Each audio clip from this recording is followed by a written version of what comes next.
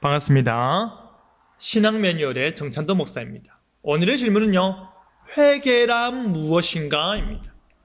회심은 하나님께로 돌아오는 것인데요, 중생받은 자가 그들의 의식적인 생활 가운데서 하나님께로 돌아오는 것입니다. 그렇다면 무엇을 통해서 하나님께로 돌아갈까요? 믿음과 회개입니다. 오늘은 먼저 회개에 대해서 살펴보겠습니다. 여러분, 회개란 무엇입니까? 죄를 뉘우치는 것입니다. 그렇다면 죄를 뉘우치기 위해서 먼저 뭐를 알아야 할까요? 죄를 알아야 합니다. 죄가 무엇인지, 그 죄가 얼마나 심각한 것인지, 그 죄를 깨닫는 것이죠. 하나님의 말씀인 성경이 우리에게 요구하는 바가 무엇인지, 나는 그것을 온전히 이행하는지, 나는 그것을 얼마나 지켜 행하는지를 알게 하는 것이죠.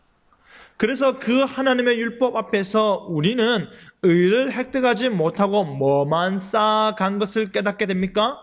죄입니다. 율법의 행위로 말미암아 하나님 앞에서 의롭다함을 얻을 사람이 없는 것이죠. 율법으로는 죄를 깨닫는 것입니다. 너무나도 당연한 것 아니겠습니까? 하나님 앞에서 자신의 죄악을 뉘우치기 위해서는 그것이 죄악인지 아닌지, 그것이 얼마나 큰 죄인지 아닌지를 알아야 가능한 것이죠. 이것이 바로 회개의 지적 요소입니다. 그렇다면 회개는 머리로만 일어나는 변화입니까? 이것이 죄이구나, 이것을 아는 것에 그칠까요? 아닙니다. 하나님의 거룩하심과 하나님의 의로우심을 깨닫게 되면서 이것이 죄이구나의 지식이 우리의 마음을 아프게 하는 것입니다. 왜냐하면 내가 하나님께 대항하였구나, 내가 하나님께 죄를 범했구나, 내가 하나님께 불순종했구나, 내가 하나님의 마음을 아프게 했구나 하면서 그것 때문에 슬퍼하는 것이기 때문입니다. 그 슬픔이 우리에게 나타나야 하는 것이죠. 이것이 바로 회개의 감정적인 요소입니다.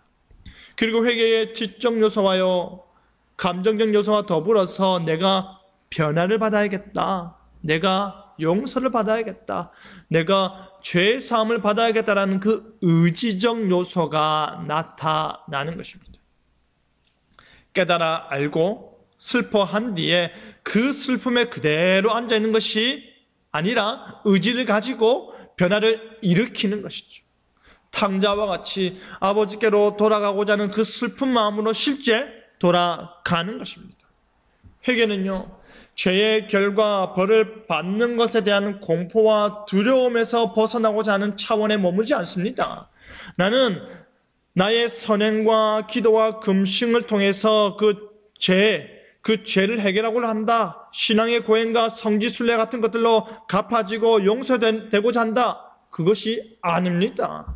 전적으로 죄에 대한 통회하는 마음, 자복하는 마음이 내 안에서 일어나야 하는 것입니다. 외적인 행위가 아닌 내적인 행위가 바로 회개인 것입니다.